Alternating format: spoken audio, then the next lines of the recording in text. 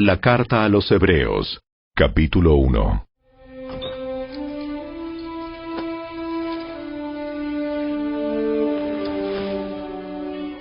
Hace mucho tiempo, Dios habló muchas veces y de diversas maneras a nuestros antepasados por medio de los profetas. Y ahora, en estos últimos días, nos ha hablado por medio de su Hijo. Dios le prometió todo al Hijo como herencia, y mediante el Hijo creó el universo. El Hijo irradia la gloria de Dios, y expresa el carácter mismo de Dios y sostiene todo con el gran poder de su palabra. Después de habernos limpiado de nuestros pecados, se sentó en el lugar de honor, a la derecha del majestuoso Dios en el cielo. Esto demuestra que el Hijo es muy superior a los ángeles, así como el nombre que Dios le dio es superior al nombre de ellos. Pues Dios nunca le dijo a ningún ángel lo que le dijo a Jesús. Tú eres mi Hijo. Hoy he llegado a ser tu Padre. Dios también dijo, yo seré su Padre, y él será mi Hijo. Además, cuando trajo a su Hijo Supremo al mundo, Dios dijo, que lo adoren todos los ángeles de Dios.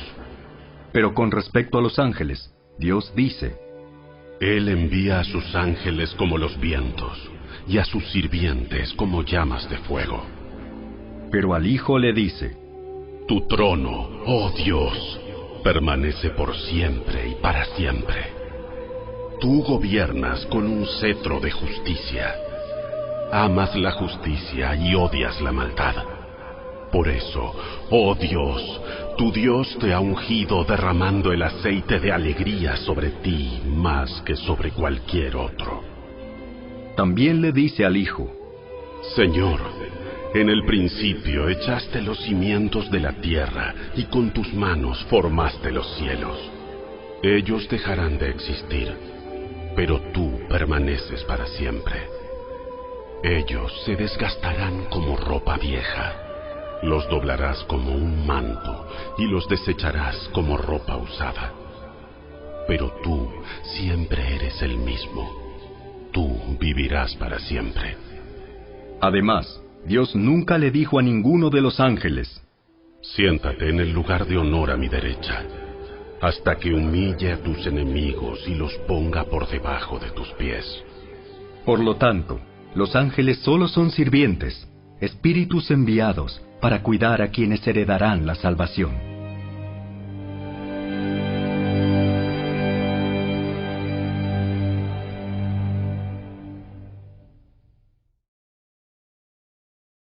Capítulo 2.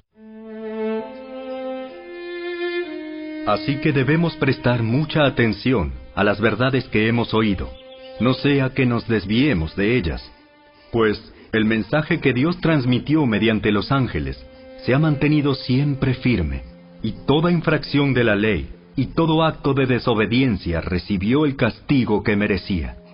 Entonces, ¿qué nos hace pensar que podemos escapar si descuidamos esta salvación tan grande, que primeramente fue anunciada por el mismo Señor Jesús y luego nos fue transmitida por quienes lo oyeron hablar? Además, Dios confirmó el mensaje mediante señales, maravillas, diversos milagros y dones del Espíritu Santo, según su voluntad. Es más, no son los ángeles quienes gobernarán el mundo futuro del cual hablamos, porque en cierto lugar, las Escrituras dicen, ¿qué son los simples mortales para que pienses en ellos, o un hijo de hombre para que de él te ocupes? Sin embargo, los hiciste un poco menor que los ángeles, y los coronaste de gloria y honor. Le diste autoridad sobre todas las cosas. Ahora bien, cuando dice todas las cosas, significa que nada queda afuera. Pero todavía no vemos que todas las cosas sean puestas bajo su autoridad. No obstante, lo que sí vemos es a Jesús, a quien se le dio una posición un poco menor que los ángeles, y debido a que sufrió la muerte por nosotros, ahora está coronado de gloria y honor. Efectivamente, por la gracia de Dios, Jesús conoció la muerte por todos. Dios, para quien y por medio de quien todo fue hecho, eligió llevar a muchos hijos a la gloria. convenía a Dios que, mediante el sufrimiento, hiciera a Jesús un líder perfecto, apto para llevarlos a la salvación. Por lo tanto, Jesús y los que Él hace santos tienen el mismo Padre. Por esa razón, Jesús no se avergüenza de llamarlos sus hermanos, pues le dijo a Dios: Anunciaré tu nombre a mis hermanos. Entre tu pueblo reunido te alabaré. También dijo: Pondré mi confianza en Él, es decir, yo y los hijos que Dios me ha dado. Debido a que los hijos de Dios son seres humanos, hechos de carne y sangre, el Hijo también se hizo de carne y sangre. Pues sólo como ser humano podía morir, y sólo mediante la muerte podía quebrantar el poder del diablo, quien tenía el poder sobre la muerte. Únicamente de esa manera el Hijo podía libertar a todos los que vivían esclavizados por temor a la muerte. También sabemos que el Hijo no vino para ayudar a los ángeles, sino que vino para ayudar a los descendientes de Abraham. Por lo tanto, era necesario que en todo sentido Él se hiciera semejante a nosotros, sus hermanos, para que fuera nuestro sumo sacerdote fiel y misericordioso delante de Dios. Entonces, podría ofrecer un sacrificio que quitaría los pecados del pueblo. Debido a que Él mismo ha pasado por sufrimientos y pruebas, puede ayudarnos cuando pasamos por pruebas.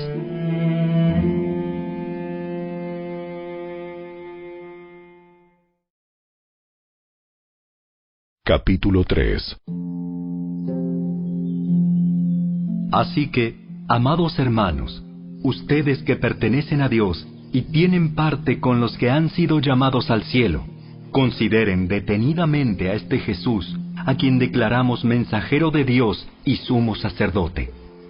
Pues Él fue fiel a Dios, quien lo nombró, así como Moisés fue fiel cuando se le encomendó toda la casa de Dios. Pero Jesús merece mucha más gloria que Moisés. Así como el que construye una casa merece más elogio que la casa misma. Pues cada casa tiene un constructor, pero el que construyó todo es Dios. En verdad, Moisés fue fiel como siervo en la casa de Dios. Su trabajo fue una ilustración de las verdades que Dios daría a conocer tiempo después. Pero Cristo, como Hijo, está a cargo de toda la casa de Dios. Y nosotros somos la casa de Dios si nos armamos de valor y permanecemos confiados en nuestra esperanza en Cristo. Por eso, el Espíritu Santo dice: Cuando oigan hoy su voz, no endurezcan el corazón como lo hicieron los israelitas cuando se rebelaron, aquel día que me pusieron a prueba en el desierto. Allí sus antepasados me tentaron y pusieron a prueba mi paciencia, a pesar de haber visto mis milagros durante 40 años. Por eso estuve enojado con ellos y dije: su corazón siempre se aleja de mí, rehúsan hacer lo que les digo. Así que en mi enojo juré: ellos nunca entrarán en mi lugar de descanso. Por lo tanto, amados hermanos, cuidado. Asegúrense de que ninguno de ustedes tenga un corazón maligno e incrédulo que los aleje del Dios vivo. Adviértanse unos a otros todos los días mientras dure ese hoy, para que ninguno sea engañado por el pecado y se endurezca contra Dios. Pues si somos fieles hasta el fin, confiando en Dios con la misma firmeza que teníamos al principio, cuando creímos en Él, entonces tendremos parte en todo lo que le pertenece a Cristo. Recuerden lo que dice: Cuando oigan hoy su voz, no endurezcan el corazón como lo hicieron los israelitas cuando se rebelaron. ¿Y quiénes fueron los que se rebelaron contra Dios a pesar de haber oído su voz? ¿No fue acaso el pueblo que salió de Egipto guiado por Moisés? ¿Y quiénes hicieron enojar a Dios durante 40 años? ¿Acaso no fueron los que pecaron, cuyos cadáveres quedaron tirados en el desierto? ¿Y a quiénes hablaba Dios cuando juró que jamás entrarían en su descanso? ¿Acaso no fue a los que lo desobedecieron? Como vemos, ellos no pudieron entrar en el descanso de Dios a causa de su incredulidad.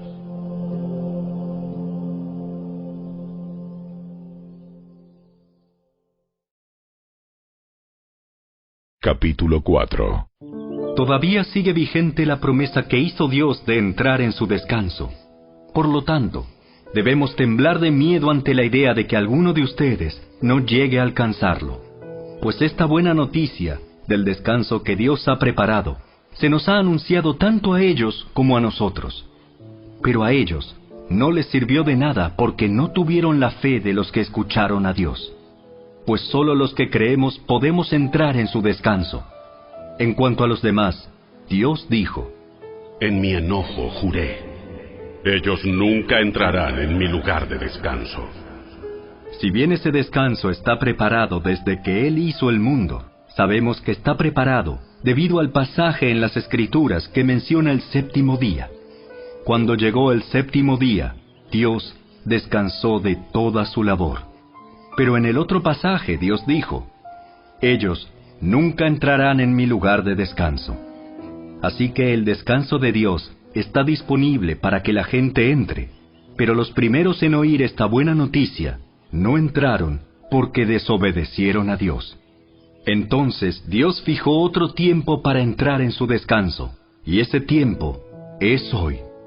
Lo anunció mucho más tarde por medio de David, en las palabras que ya se han citado: Cuando oigan hoy su voz, no endurezcan el corazón. Ahora bien, si Josué hubiera logrado darles ese descanso, Dios no habría hablado de otro día de descanso aún por venir. Así que todavía hay un descanso especial en espera para el pueblo de Dios. Pues todos los que han entrado en el descanso de Dios han descansado de su trabajo, tal como Dios descansó del suyo después de crear el mundo.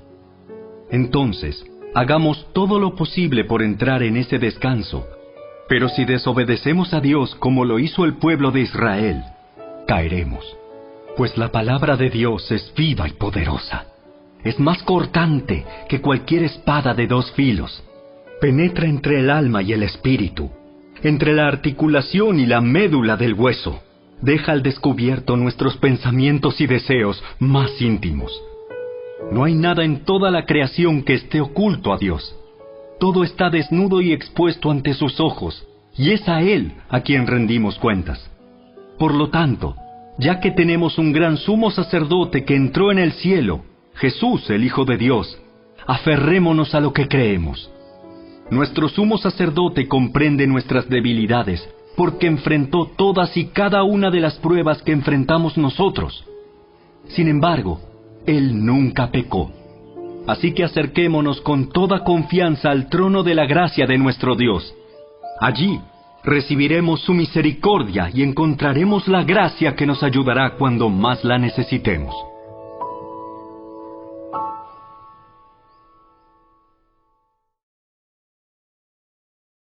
Capítulo 5. Todo sumo sacerdote es un hombre escogido para representar a otras personas en su trato con Dios. Él presenta a Dios las ofrendas de esas personas y ofrece sacrificios por los pecados. Y puede tratar con paciencia a los ignorantes y descarriados, porque él también está sujeto a las mismas debilidades. Por esa razón, debe ofrecer sacrificios tanto por sus propios pecados como por los del pueblo. Y nadie puede llegar a ser sumo sacerdote solo porque desee tener ese honor. Tiene que ser llamado por Dios para ese trabajo, como sucedió con Aarón. Por eso, Cristo no se honró a sí mismo haciéndose sumo sacerdote, sino que fue elegido por Dios, quien le dijo: Tú eres mi hijo. Hoy he llegado a ser tu padre. Y en otro pasaje, Dios le dijo: Tú eres sacerdote para siempre, según el orden de Melquisedec. Mientras estuvo aquí en la tierra, Jesús ofreció oraciones y súplicas con gran clamor y lágrimas al que podía rescatarlo de la muerte. Y Dios oyó sus oraciones por la gran reverencia que Jesús le tenía. Aunque era hijo de Dios, Jesús aprendió obediencia por las cosas que sufrió. De ese modo, Dios lo hizo apto para ser el sumo sacerdote perfecto, y Jesús llegó a ser la fuente de salvación eterna para todos los que le obedecen. Y Dios lo designó sumo sacerdote según el orden de Melquisedec. Nos gustaría decir mucho más sobre este tema, pero es difícil de explicar, sobre todo porque ustedes son torpes espiritualmente y tal parece que no escuchan. Hace tanto que son creyentes que ya deberían estar enseñando a otros. En cambio, necesitan que alguien vuelva a enseñarles las cosas básicas de la palabra de Dios. Son como niños pequeños que necesitan leche y no pueden comer alimento sólido, pues el que se alimenta de leche sigue siendo bebé y no sabe cómo hacer lo correcto. El alimento sólido es para los que son maduros, los que a fuerza de práctica están capacitados para distinguir entre lo bueno y lo malo.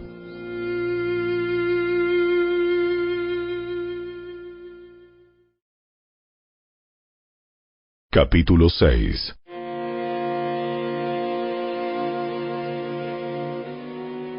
Así que dejemos de repasar una y otra vez las enseñanzas elementales acerca de Cristo. Por el contrario, sigamos adelante hasta llegar a ser maduros en nuestro entendimiento. No puede ser que tengamos que comenzar de nuevo con los importantes cimientos acerca del arrepentimiento de las malas acciones y de tener fe en Dios. Ustedes tampoco necesitan más enseñanza acerca de los bautismos, la imposición de manos, la resurrección de los muertos y el juicio eterno. Así que, si Dios quiere, avanzaremos hacia un mayor entendimiento, pues es imposible lograr que vuelvan a arrepentirse los que una vez fueron iluminados, aquellos que experimentaron las cosas buenas del cielo y fueron partícipes del Espíritu Santo, que saborearon la bondad de la palabra de Dios y el poder del mundo venidero, y que luego se alejan de Dios. Es imposible lograr que esas personas vuelvan a arrepentirse. Al rechazar al Hijo de Dios, ellos mismos lo clavan otra vez en la cruz y lo exponen a la vergüenza pública. Cuando la tierra se empapa de la lluvia que cae y produce una buena cosecha para el agricultor, recibe la bendición de Dios. En cambio, el campo que produce espinos y cardos no sirve para nada. El agricultor no tardará en maldecirlo y quemarlo. Queridos amigos, aunque hablamos de este modo, no creemos que esto se aplica a ustedes. Estamos convencidos de que ustedes están destinados para cosas mejores, las cuales vienen con la salvación. Pues Dios no es injusto. No olvidará con cuánto esfuerzo han trabajado para Él y cómo han demostrado su amor por Él, sirviendo a otros creyentes como todavía lo hacen. Nuestro gran deseo es que sigan amando a los demás mientras tengan vida, para asegurarse de que lo que esperan se hará realidad. Entonces, no se volverán torpes ni indiferentes espiritualmente. En cambio, seguirán el ejemplo de quienes, gracias a su fe y perseverancia, heredarán las promesas de Dios. Por ejemplo, estaba la promesa que Dios le hizo a Abraham. Como no existía nadie superior a Dios por quien jurar, Dios juró por su propio nombre, diciendo: Ciertamente te bendeciré y multiplicaré tu descendencia hasta que sea incontable. Entonces Abraham esperó con paciencia y recibió lo que Dios le había prometido. Ahora bien, cuando las personas hacen un juramento, invocan a alguien superior a ellas para obligarse a cumplirlo. Y no cabe ninguna duda de que ese juramento conlleva una obligación. Dios también se comprometió mediante un juramento para que los que recibieran la promesa pudieran estar totalmente seguros de que Él jamás cambiaría de parecer. Así que Dios ha hecho ambas cosas, la promesa y el juramento. Estas dos cosas no pueden cambiar, porque es imposible que Dios mienta. Por lo tanto, los que hemos acudido a Él en busca de refugio, podemos estar bien confiados aferrándonos a la esperanza que está delante de nosotros. Esta esperanza es un ancla firme y confiable para el alma. Nos conduce a través de la cortina al santuario interior de Dios. Jesús ya entró allí por nosotros. Él ha llegado a ser nuestro eterno sumo sacerdote, según el orden de Melquisedec.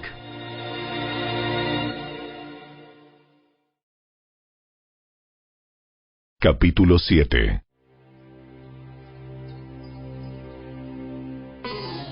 Este Melquisedec fue rey de la ciudad de Salem y también sacerdote del Dios Altísimo. Cuando Abraham regresaba triunfante de una gran batalla contra los reyes, Melquisedec salió a su encuentro y lo bendijo. Después Abraham tomó la 10ª parte de todo lo que había capturado en la batalla y se la dio a Melquisedec. El nombre Melquisedec significa Rey de Justicia, y Rey de Salem significa Rey de Paz. No hay registro de su padre ni de su madre, ni de ninguno de sus antepasados. No hay principio ni fin de su vida.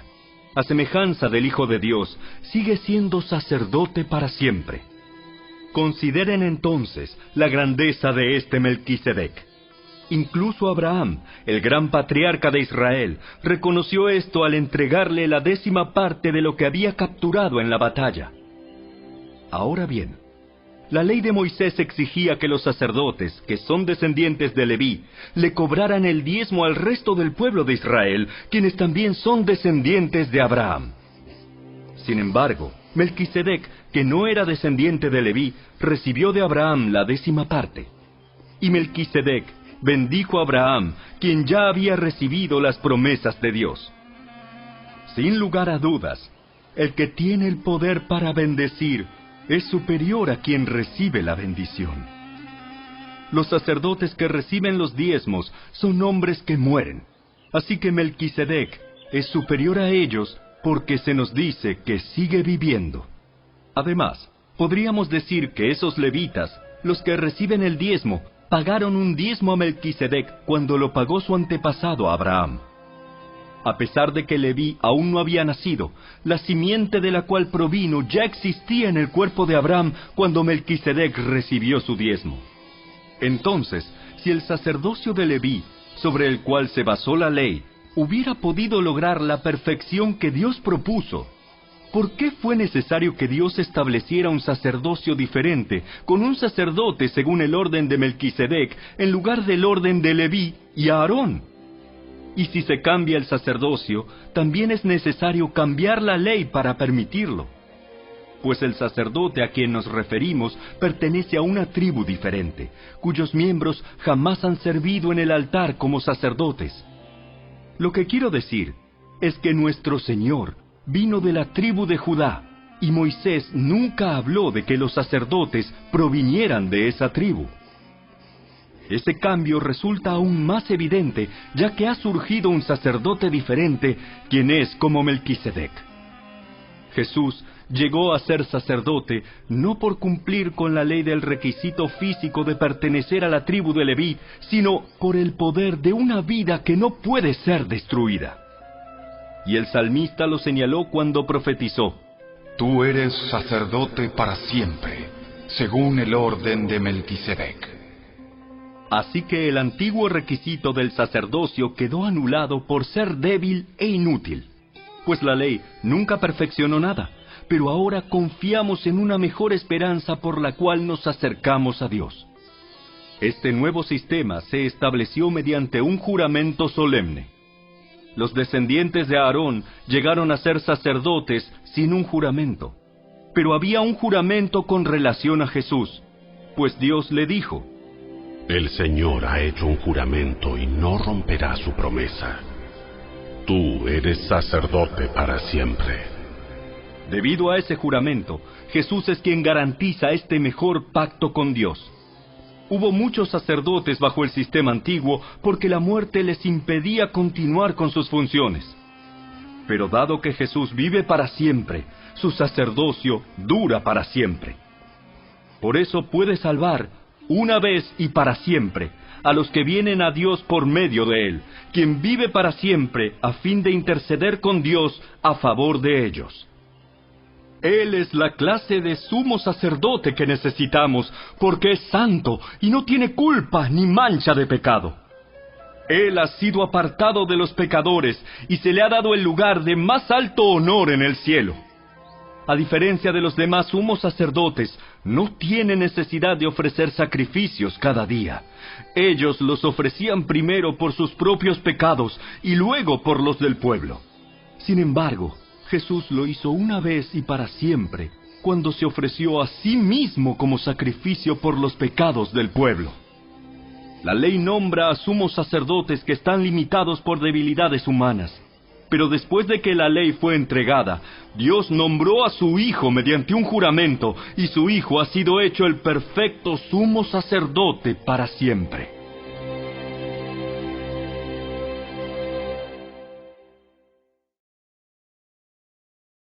Capítulo 8. El punto principal es el siguiente. Tenemos un sumo sacerdote quien se sentó en el lugar de honor, a la derecha del trono del Dios majestuoso en el cielo. Allí sirve como ministro en el tabernáculo del cielo, el verdadero lugar de adoración construido por el Señor y no por manos humanas. Ya que es deber de todo sumo sacerdote presentar ofrendas y sacrificios, nuestro sumo sacerdote también tiene que presentar una ofrenda. Si estuviera aquí en la tierra, ni siquiera sería sacerdote, porque ya hay sacerdotes que presentan las ofrendas que exige la ley. Ellos sirven dentro de un sistema de adoración que es solo una copia, una sombra del verdadero que está en el cielo. Pues cuando Moisés estaba por construir el tabernáculo, Dios le advirtió lo siguiente: asegúrate de hacer todo según el modelo que te mostré aquí en la montaña. Pero ahora a Jesús, nuestro sumo sacerdote, se le ha dado un ministerio que es muy superior al sacerdocio antiguo, porque Él es mediador a nuestro favor de un mejor pacto con Dios basado en promesas mejores. Si el primer pacto no hubiera tenido defectos, no habría sido necesario reemplazarlo con un segundo pacto. Pero cuando Dios encontró defectos en el pueblo, dijo: se acerca el día en que haré un nuevo pacto con el pueblo de Israel y de Judá. Este pacto no será como el que hice con sus antepasados, cuando los tomé de la mano y los saqué de la tierra de Egipto. Ellos no permanecieron fieles a mi pacto, por eso les di la espalda. Pero este es el nuevo pacto que haré con el pueblo de Israel en ese día. Pondré mis leyes en su mente y las escribiré en su corazón. Yo seré su Dios, y ellos serán mi pueblo. Y no habrá necesidad de enseñar a sus vecinos, ni habrá necesidad de enseñar a sus parientes diciendo: deberías conocer al Señor. Pues todos ya me conocerán, desde el más pequeño hasta el más grande. Perdonaré sus maldades y nunca más me acordaré de sus pecados. Cuando Dios habla de un nuevo pacto, quiere decir que ha hecho obsoleto al primero, el cual ha caducado y pronto desaparecerá.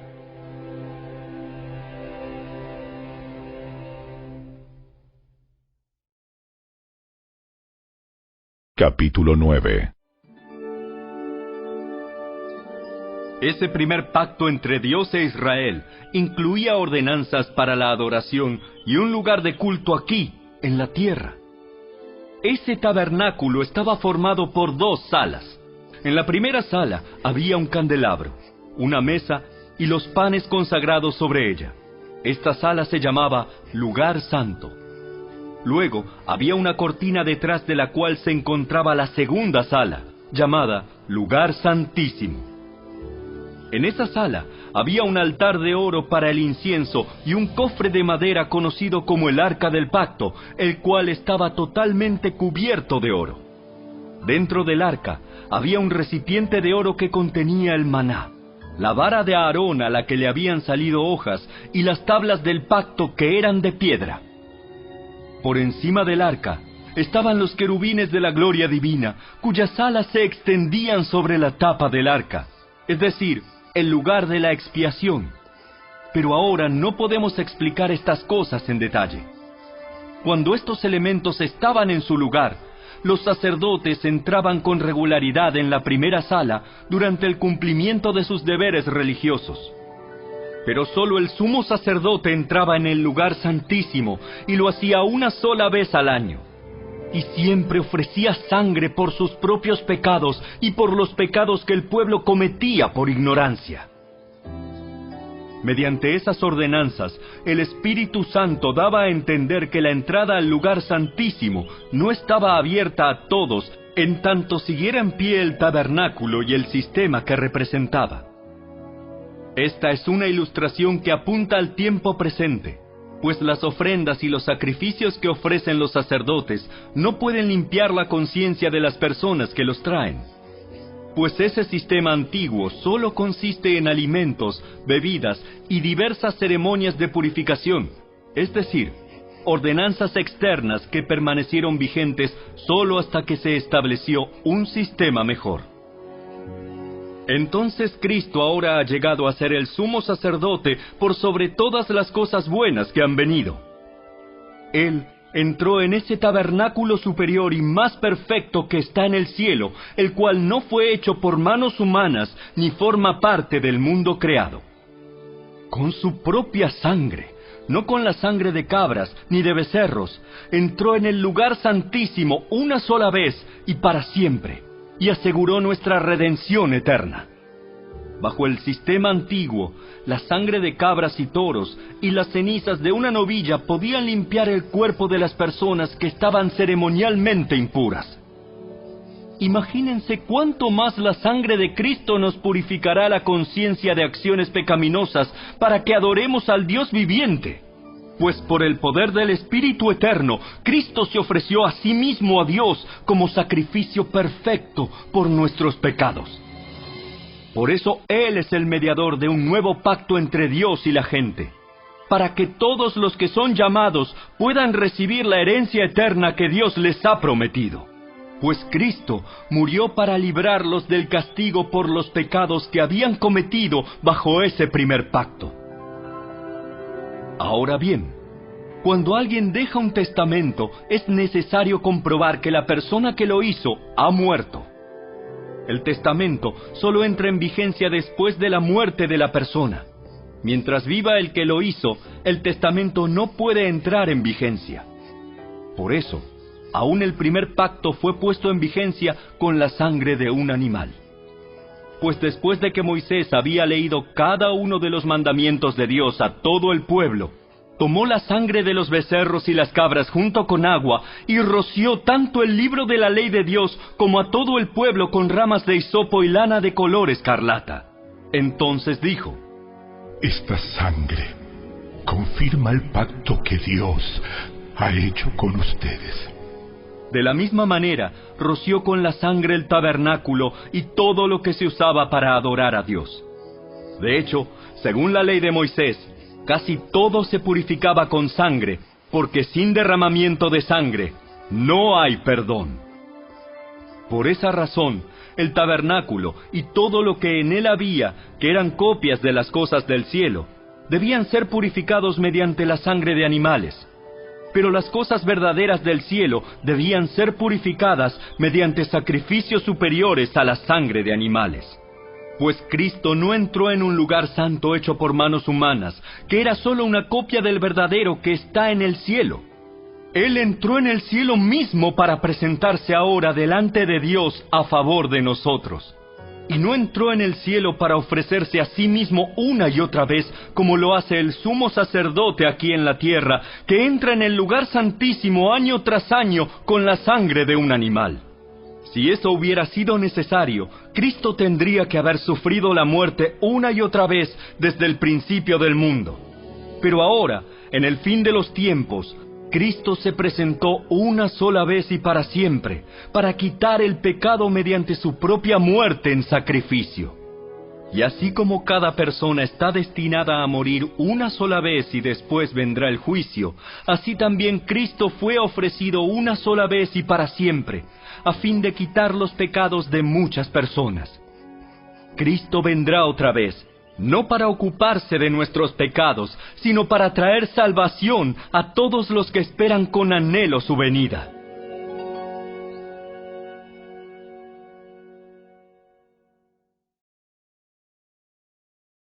Capítulo 10. El sistema antiguo bajo la ley de Moisés era solo una sombra, un tenue anticipo de las cosas buenas por venir, no las cosas buenas en sí mismas. Bajo aquel sistema se repetían los sacrificios una y otra vez, año tras año, pero nunca pudieron limpiar por completo a quienes venían a adorar. Si los sacrificios hubieran podido limpiar por completo, entonces habrían dejado de ofrecerlos, porque los adoradores se habrían purificado una sola vez y para siempre, y habrían desaparecido los sentimientos de culpa. Pero en realidad, esos sacrificios les recordaban sus pecados año tras año, pues no es posible que la sangre de los toros y las cabras quite los pecados. Por eso, cuando Cristo vino al mundo, le dijo a Dios: No quisiste sacrificios de animales ni ofrendas por el pecado, pero me has dado un cuerpo para ofrecer. No te agradaron las ofrendas quemadas ni otras ofrendas por el pecado. Luego dije: Aquí estoy, oh Dios. He venido a hacer tu voluntad, como está escrito acerca de mí en las Escrituras. Primero, Cristo dijo: No quisiste sacrificios de animales, ni ofrendas por el pecado, ni ofrendas quemadas, ni otras ofrendas por el pecado.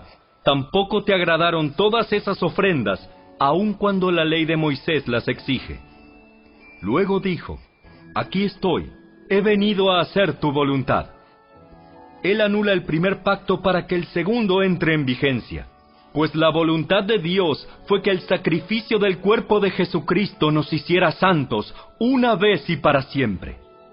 Bajo el antiguo pacto, el sacerdote oficia de pie delante del altar día tras día, ofreciendo los mismos sacrificios una y otra vez, los cuales nunca pueden quitar los pecados. Pero nuestro sumo sacerdote se ofreció a sí mismo a Dios como un solo sacrificio por los pecados, válido para siempre. Luego se sentó en el lugar de honor a la derecha de Dios. Allí espera hasta que sus enemigos sean humillados y puestos por debajo de sus pies. Pues mediante esa única ofrenda, Él perfeccionó para siempre a los que está haciendo santos. Y el Espíritu Santo también da testimonio de que es verdad, pues dice: Este es el nuevo pacto que haré con mi pueblo en aquel día. Pondré mis leyes en su corazón y las escribiré en su mente. Después dice: Nunca más me acordaré de sus pecados y sus transgresiones. Y cuando los pecados han sido perdonados, ya no hace falta ofrecer más sacrificios. Así que, amados hermanos, podemos entrar con valentía en el lugar santísimo del cielo por causa de la sangre de Jesús. Por su muerte, Jesús abrió un nuevo camino, un camino que da vida a través de la cortina al lugar santísimo. Ya que tenemos un gran sumo sacerdote que gobierna la casa de Dios, entremos directamente a la presencia de Dios con corazón sincero y con plena confianza en Él. Pues nuestra conciencia culpable ha sido rociada con la sangre de Cristo a fin de purificarnos, y nuestro cuerpo ha sido lavado con agua pura. Mantengámonos firmes sin titubear en la esperanza que afirmamos, porque se puede confiar en que Dios cumplirá su promesa. Pensemos en maneras de motivarnos unos a otros a realizar actos de amor y buenas acciones. Y no dejemos de congregarnos como lo hacen algunos, sino animémonos unos a otros, sobre todo ahora que el día de su regreso se acerca. Queridos amigos, si seguimos pecando a propósito después de haber recibido el conocimiento de la verdad, ya no queda ningún sacrificio que cubra esos pecados. Solo queda la terrible expectativa del juicio de Dios y el fuego violento que consumirá a sus enemigos. Pues todo el que rehusaba obedecer la ley de Moisés era ejecutado sin compasión por el testimonio de 2 o 3 testigos. Piensen, pues, cuánto mayor será el castigo para quienes han pisoteado al Hijo de Dios y han considerado la sangre del pacto, la cual nos hizo santos, como si fuera algo vulgar e inmundo, y han insultado y despreciado al Espíritu Santo, que nos trae la misericordia de Dios. Pues conocemos al que dijo: Yo tomaré venganza, yo les pagaré lo que se merecen. También dijo: El Señor juzgará a su propio pueblo. Es algo aterrador caer en manos del Dios vivo. Acuérdense de los primeros tiempos cuando recién aprendían acerca de Cristo. Recuerden cómo permanecieron fieles aunque tuvieron que soportar terrible sufrimiento. Algunas veces los ponían en ridículo públicamente y los golpeaban. Otras veces ustedes ayudaban a los que pasaban por lo mismo. Sufrieron junto con los que fueron metidos en la cárcel, y cuando a ustedes les quitaron todos sus bienes, lo aceptaron con alegría. Sabían que en el futuro les esperaban cosas mejores que durarán para siempre. Por lo tanto, no desechen la firme confianza que tienen en el Señor. Tengan presente la gran recompensa que les traerá. Perseverar con paciencia es lo que necesitan ahora para seguir haciendo la voluntad de Dios. Entonces recibirán todo lo que Él ha prometido. Pues dentro de muy poco tiempo, aquel que viene vendrá sin demorarse. Mis juicios vivirán por la fe, pero no me complaceré con nadie que se aleje. Pero nosotros no somos de los que se apartan de Dios hacia su propia destrucción. Somos los fieles, y nuestras almas serán salvas.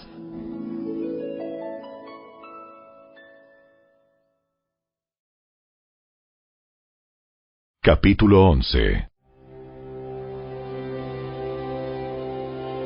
La fe es la confianza de que en verdad sucederá lo que esperamos. Es lo que nos da la certeza de las cosas que no podemos ver. Por su fe, la gente de antaño gozó de una buena reputación. Por la fe entendemos que todo el universo fue formado por orden de Dios, de modo que lo que ahora vemos no vino de cosas visibles. Fue por la fe que Abel presentó a Dios una ofrenda más aceptable que la que presentó Caín. La ofrenda de Abel demostró que era un hombre justo, y Dios aprobó sus ofrendas. Aunque Abel murió hace mucho tiempo, todavía nos habla por su ejemplo de fe. Fue por la fe que Enoc ascendió al cielo sin morir. Desapareció porque Dios se lo llevó.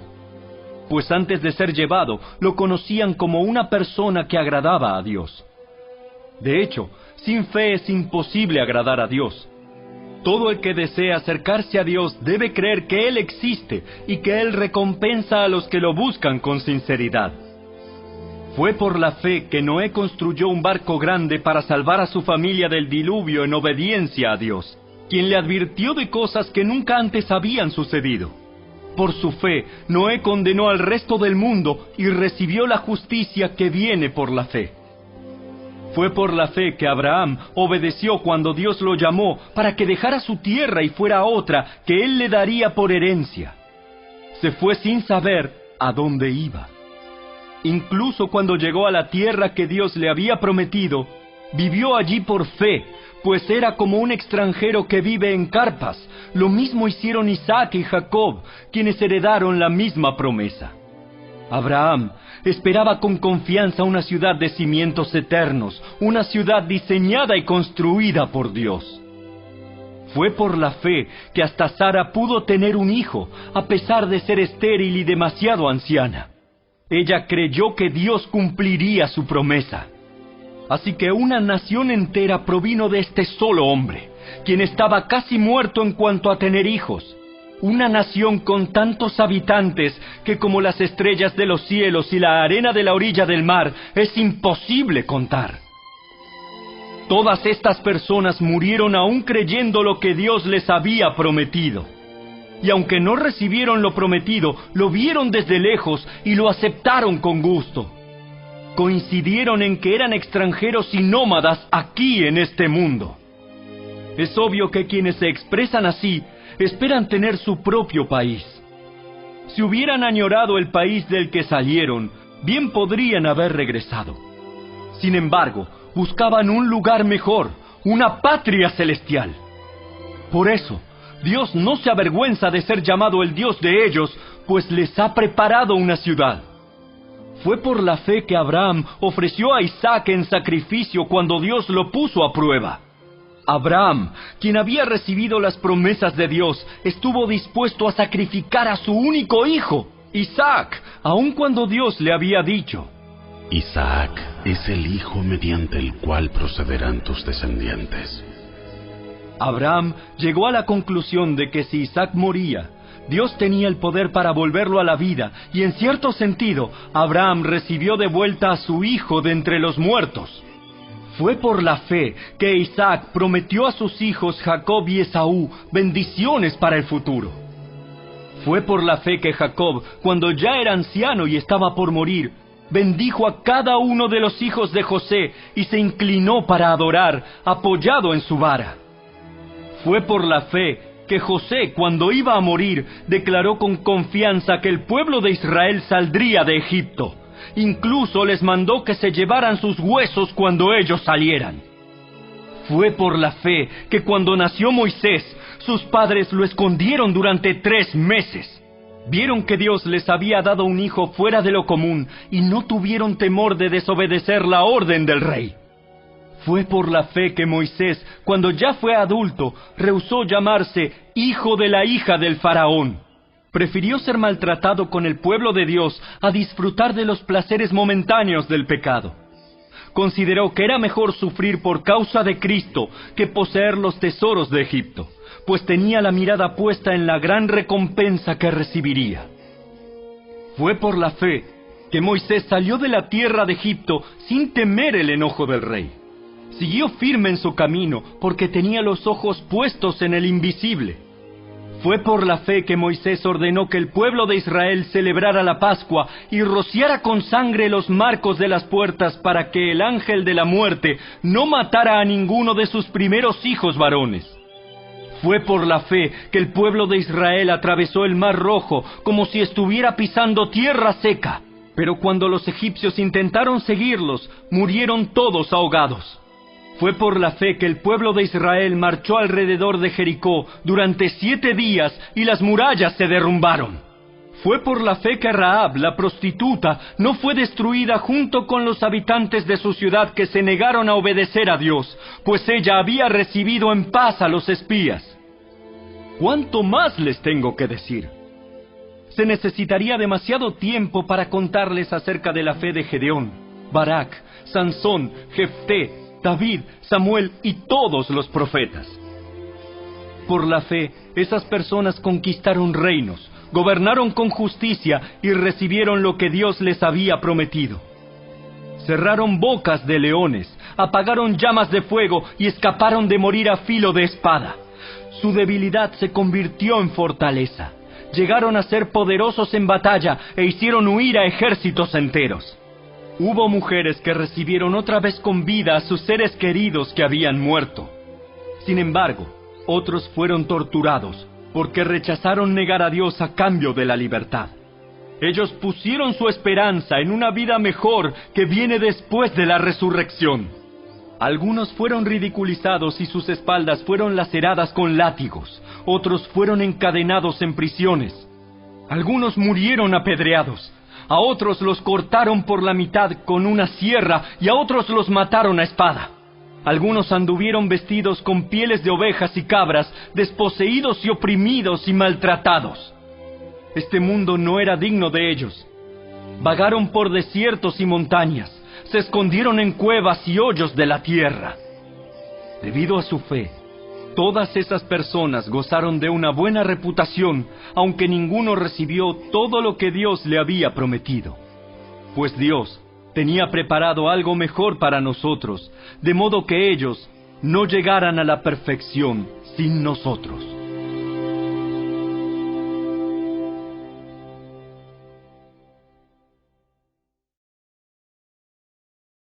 Capítulo 12. Por lo tanto, ya que estamos rodeados por una enorme multitud de testigos de la vida de fe, quitémonos todo peso que nos impida correr, especialmente el pecado que tan fácilmente nos hace tropezar, y corramos con perseverancia la carrera que Dios nos ha puesto por delante. Esto lo hacemos al fijar la mirada en Jesús, el campeón que inicia y perfecciona nuestra fe. Debido al gozo que le esperaba, Jesús soportó la cruz sin importarle la vergüenza que ésta representaba. Ahora está sentado en el lugar de honor junto al trono de Dios. Piensen en toda la hostilidad que soportó por parte de pecadores. Así no se cansarán ni se darán por vencidos. Después de todo, ustedes aún no han dado su vida en la lucha contra el pecado. ¿Acaso olvidaron las palabras de aliento con que Dios les habló a ustedes como a hijos? Él dijo: Hijo mío, no tomes a la ligera la disciplina del Señor, y no te des por vencido cuando te corrige. Pues el Señor disciplina a los que ama y castiga a todo el que recibe como hijo. Al soportar esta disciplina divina, recuerden que Dios los trata como a sus propios hijos. ¿Acaso alguien oyó hablar de un hijo que nunca fue disciplinado por su padre? Si Dios no los disciplina a ustedes como lo hace con todos sus hijos, quiere decir que ustedes no son verdaderamente sus hijos, sino ilegítimos. Ya que respetábamos a nuestros padres terrenales que nos disciplinaban, entonces, ¿acaso no deberíamos someternos aún más a la disciplina del Padre de nuestro espíritu y así vivir para siempre? Pues nuestros padres terrenales nos disciplinaron durante algunos años e hicieron lo mejor que pudieron, pero la disciplina de Dios siempre es buena para nosotros, a fin de que participemos de su santidad. Ninguna disciplina resulta agradable a la hora de recibirla. Al contrario, es dolorosa, pero después produce la apacible cosecha de una vida recta para los que han sido entrenados por ella. Por lo tanto, renueven las fuerzas de sus manos cansadas y fortalezcan sus rodillas debilitadas. Tracen un camino recto para sus pies, a fin de que los débiles y los cojos no caigan, sino que se fortalezcan. Esfuércense por vivir en paz con todos y procuren llevar una vida santa, porque los que no son santos no verán al Señor. Cuídense unos a otros para que ninguno de ustedes deje de recibir la gracia de Dios. Tengan cuidado de que no brote ninguna raíz venenosa de amargura, la cual los trastorne a ustedes y envenene a muchos. Asegúrense de que ninguno sea inmoral ni profano como Esaú, que cambió sus derechos de primer hijo varón por un simple plato de comida. Ustedes saben que después, cuando quiso recibir la bendición de su padre, fue rechazado. Ya era demasiado tarde para arrepentirse, a pesar de que suplicó con lágrimas amargas. Ustedes no se han acercado a una montaña que se pueda tocar, a un lugar que arde en llamas, un lugar de oscuridad y tinieblas, rodeado por un torbellino como les sucedió a los israelitas cuando llegaron al monte Sinaí. Ellos oyeron un imponente toque de trompeta y una voz tan temible que les suplicaron a Dios que dejara de hablar. Retrocedieron tambaleándose bajo el mandato de Dios. Si tan solo un animal toca la montaña, deberá morir apedreado. Incluso Moisés se asustó tanto de lo que vio que dijo: Estoy temblando de miedo. En cambio, ustedes han llegado al monte Sión, a la ciudad del Dios viviente, a la Jerusalén celestial, y a incontables miles de ángeles que se han reunido llenos de gozo. Ustedes han llegado a la congregación de los primogénitos de Dios, cuyos nombres están escritos en el cielo. Ustedes han llegado a Dios mismo, quien es el juez sobre todas las cosas. Ustedes han llegado a los espíritus de los justos, que están en el cielo y que ya han sido perfeccionados. Ustedes han llegado a Jesús, el mediador del nuevo pacto entre Dios y la gente, y también a la sangre rociada, que habla de perdón en lugar de clamar por venganza como la sangre de Abel. Tengan cuidado de no negarse a escuchar a aquel que habla, pues si el pueblo de Israel no escapó cuando se negó a escuchar a Moisés, el mensajero terrenal, ciertamente nosotros tampoco escaparemos si rechazamos a aquel que nos habla desde el cielo. Cuando Dios habló desde el monte Sinaí, su voz hizo temblar la tierra, pero ahora Él hace otra promesa. Una vez más, haré temblar no solo la tierra, sino también los cielos. Eso significa que toda la creación será agitada y removida para que solo permanezcan las cosas inconmovibles. Ya que estamos recibiendo un reino inconmovible, seamos agradecidos y agrademos a Dios adorándolo con santo temor y reverencia, porque nuestro Dios es un fuego que todo lo consume.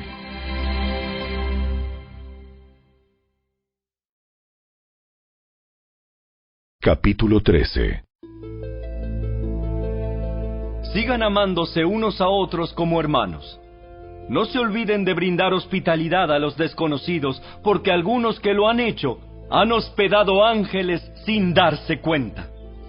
Acuérdense de aquellos que están en prisión, como si ustedes mismos estuvieran allí. Acuérdense también de los que son maltratados, como si ustedes mismos sintieran en carne propia el dolor de ellos. Honren el matrimonio, y los casados manténganse fieles el uno al otro. Con toda seguridad, Dios juzgará a los que cometen inmoralidades sexuales y a los que cometen adulterio. No amen el dinero, estén contentos con lo que tienen, pues Dios ha dicho: nunca te fallaré, jamás te abandonaré. Así que podemos decir con toda confianza: el Señor es quien me ayuda, por tanto no temeré. ¿Qué me puede hacer un simple mortal? Acuérdense de los líderes que les enseñaron la palabra de Dios. Piensen en todo lo bueno que haya resultado de su vida y sigan el ejemplo de su fe. Jesucristo es el mismo ayer, hoy y siempre. Así que no se dejen cautivar por ideas nuevas y extrañas. Su fortaleza espiritual proviene de la gracia de Dios y no depende de reglas sobre los alimentos que de nada sirven a quienes las siguen. Tenemos un altar del cual los sacerdotes del tabernáculo no tienen derecho a comer. Bajo el sistema antiguo, el sumo sacerdote llevaba la sangre de los animales al lugar santo como sacrificio por el pecado, y los cuerpos de esos animales se quemaban fuera del campamento. De igual manera, Jesús sufrió y murió fuera de las puertas de la ciudad para hacer santo a su pueblo mediante su propia sangre. Entonces, salgamos al encuentro de Jesús, fuera del campamento, y llevemos la deshonra que Él llevó. Pues este mundo no es nuestro hogar permanente. Esperamos el hogar futuro. Por lo tanto, por medio de Jesús, ofrezcamos un sacrificio continuo de alabanza a Dios, mediante el cual proclamamos nuestra lealtad a su nombre. Y no se olviden de hacer el bien, ni de compartir lo que tienen con quienes pasan necesidad. Estos son los sacrificios que le agradan a Dios. Obedezcan a sus líderes espirituales y hagan lo que ellos dicen. Su tarea es cuidar el alma de ustedes y tienen que rendir cuentas a Dios. Denles motivos para que la hagan con alegría y no con dolor. Esto último ciertamente no los beneficiará a ustedes. Oren por nosotros, pues tenemos la conciencia limpia y deseamos comportarnos con integridad en todo lo que hacemos. Y oren especialmente para que pueda regresar a verlos pronto. Y ahora que el Dios de paz, quien levantó de entre los muertos a nuestro Señor Jesús, el gran pastor de las ovejas, y que ratificó un pacto eterno con su sangre, los capacite con todo lo que necesiten para hacer su voluntad. Que Él produzca en ustedes, mediante el poder de Jesucristo, todo lo bueno que a Él le agrada. A Él sea toda la gloria por siempre y para siempre. Amén. Les ruego, amados hermanos, que hagan caso a lo que les escribí en esta breve exhortación. Quiero que sepan que nuestro hermano Timoteo ya salió de la cárcel. Si llega pronto, lo llevaré conmigo cuando vaya a verlos. Saluden a todos los líderes y a todos los creyentes que están allí. Los creyentes de Italia les envían sus saludos. Que la gracia de Dios sea con todos ustedes.